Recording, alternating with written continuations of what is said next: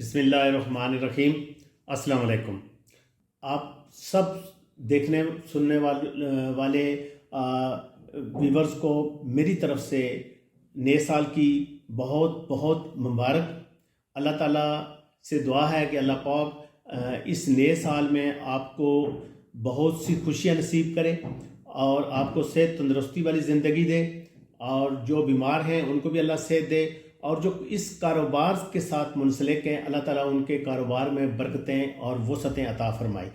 आज की वीडियो में हमने आपको ये ख़बर देनी है कि जो वज़ीर आज़म पाकिस्तान जनाब मोहम्मद शहबाज शरीफ साहब ने एक काफ़ी पिछले दिनों से एक जो है वो एक प्रोग्राम मरतब कर रहे थे कि हम इकॉनमी को, पाकिस्तान की इकॉनमी के लिए उसको एक बेहतर जो है ना पोजीशन पे लेके जाना है। अब जो पिछले दिनों जो बातचीत चल रही थी कि वज़ीर आज़म एक जल्द ही एक अपनी काबीना से एक जो है ना एक मीटिंग का इनेकाद करेंगे, एक अजलास तलब करके, और वो इक्तसादी एक ढांचे का एक जो है ना वो एक ऐलान करेंगे। वो कल अल्हम्दुलिल्लाह हो गया है। वज़ीर आज़म पाकिस्तान ने जो है ये वज़ीर आज़म हाउस में एक मीटिंग बुलाई है जिसमें तमाम काबीना के लोग मौजूद थे, जिसमें वज़ीर ख़जाना भी मौजूद थे, जिसमें एक दूसरे इक़्तिसादी माहिरीन और सरमायाकार और जो पाकिस्तान की इस वक्त जो इक़्तिसादी ढांचा है उसको मजबूत करने के लिए जो लोग इस वक्त कोशा हैं या जिनकी काविशें हैं वो भी मौजूद थे। और वज़ीर आज़म साहब ने इस मीटिंग के अंदर जो है ना सब माहिरीन की, सब इक़्तिसादी माहिरीन की जो है ना वो राय भी सुनी, और उसके बाद फिर ख़ुद भी ख़िताब किया। और उन्होंने अपने ख़िताब में ये कहा है कि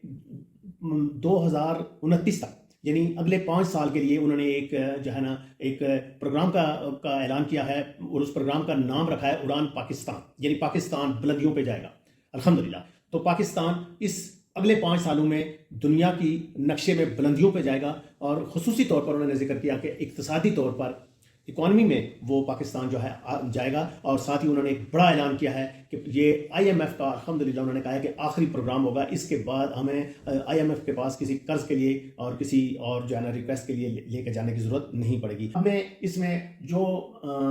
ज़रूरी बातें हैं हमारे रियल एस्टेट के सेक्टर के बारे में, उन भाइयों को मैं जो खबर देना चाहूँगा वो खबर ज़रूरी है। वो खबर ये है कि वज़ीर आज़म साहब ने जो है वाज़े तौर पर ऐलान किया है कि इस वक्त जो हमारी जो रियल एस्टेट के अंदर यानी प्रॉपर्टी में जो प्रॉपर्टी पर टैक्स लगे हुए हैं, जो उसकी प्रॉपर्टी ट्रांसफ़र पर टैक्स हैं, वो टैक्स बिल्कुल ज़्यादा हैं, और वो टैक्स जो हैं उनकी ज़्यादा होने की वजह से इस वक्त जो है वो उन्होंने कहा है कि कोई इसमें बेहतरी नहीं है मुल्क की मैशियत में। और ख़ुसूसी तौर पर उन्होंने कहा है कि FBR जो है ये उसकी रिपोर्ट है कि FBR ने जो अपना हदफ था वो पूरा करना था, जितना उन्होंने टैक्स लोगों से वसूल करने थे, बजाय इसके कि FBR ने तो टैक्स प्रॉपर्टी के ऊपर डबल कर दिए थे। तो टैक्स ज़्यादा जो है ना वो उसको कलेक्ट करना, उसकी कलेक्शन होनी थी FBR के पास, लेकिन ऐसा नहीं हुआ। ऐसा क्यों नहीं हुआ? ऐसा इसलिए नहीं हुआ कि कस्टमर जो था वो मार्केट से भाग गया, इन्वेस्टर भाग गया, डेवलपर भाग गया, और जो रियल एस्टेट का सरमायादार था वो भाग गया। तो फिर जब ये लोग जिन्होंने इस जो है जो सेक्टर को जिन्होंने दवाम बख्शना था, जिन्होंने इसके अंदर जो है ना सरमायाकारों को लाना था, जिन्होंने इसके अंदर जो है ना सरमायाकारी करनी थी, उनके ऊपर इतने ज़्यादा टैक्सेस लग गए, और आगे मार्केट मुल्की जो हालात थे सियासी और माशी वो बिल्कुल ही डामाडोल थे। तो आगे तो फिर उन्होंने जो है ना वो इस टैक्स दे करके भी जो चीज़ें उन्होंने ली और वो उनके गले पड़ गई, आगे मार्केट ही नहीं थी। तो फिर क्या हुआ कि जो है ना रियल एस्टेट बिल्कुल रुक गई, जाम हो गई, एक जगह पे के ऊपर जो है ना स्टॉप कर गई, और ना कि स्टॉप कर गई बल्कि बिल्कुल डैमेज हो करके ब्रेक डाउन हो गई। तो ये वज़ीर आज़म साहब के जो है ना ये अल्फाज हैं कि जब तक टैक्स कम नहीं होंगे उस वक्त तक मार्केट के अंदर सरमायाकार और कस्टम नहीं आएगा। तो उन्होंने कहा है कि ये जो कंस्ट्रक्शन है, ये जो तामीरात है, ये जो रियल एस्टेट है, इसके जब टैक्सेस हैं ये बहुत ज़्यादा हैं, ये कम होने चाहिए, और ये कम होंगे तो जो है ये इसके अंदर जो है ना वो जो है ना कस्टमर आएगा, इसके अंदर सरमायाकारी होगी, तो उसके बाद जो है ना वो जो एक बहुत बड़ा जो है ना जो पैसा है, जो है ना जो FPR की जो है ना वो जो कलेक्शन है, उनकी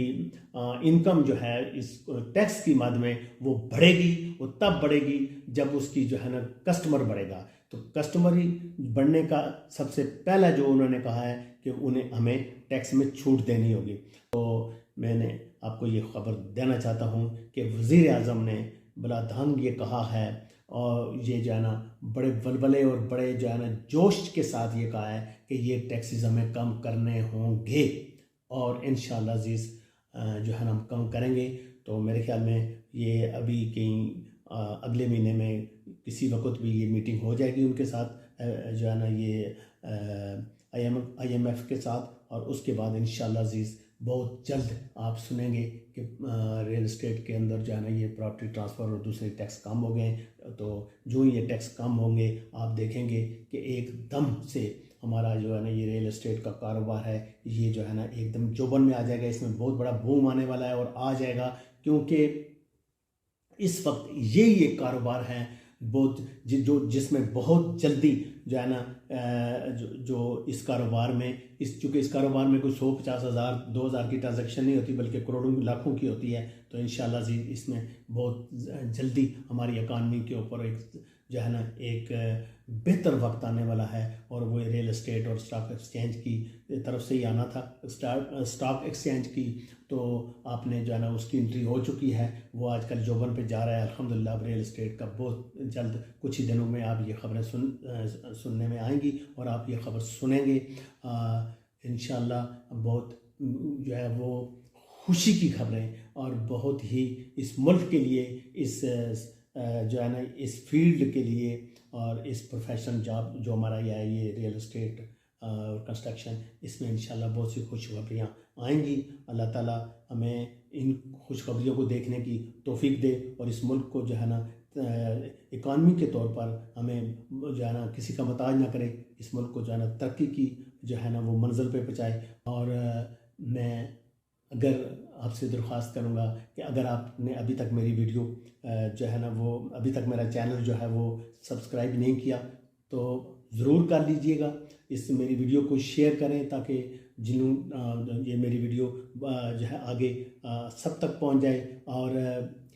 मेरी वीडियो को लाइक कर दें। आप हमें देखते हैं सुनते हैं, आपका बहुत शुक्रिया। अल्लाह हाफ़िज़।